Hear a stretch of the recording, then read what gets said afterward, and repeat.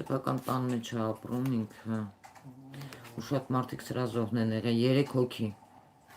Ոստիկանությունը պետք է իմ բառերին ուշադրություն դարձնի, ես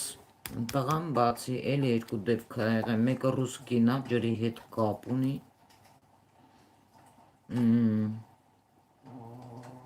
կարող ա ռուս չլինի, ուկրաինացի լինի, համենայն դեպս այդ ազգի կողմն ա ինձ տանում, ջրի միջից են գտել, ասել են խեղդված, բայց վրան եղել ա ինչ-որ տեղեր, մատնահետքերի տեղեր, երկրորդն էլ ա կին,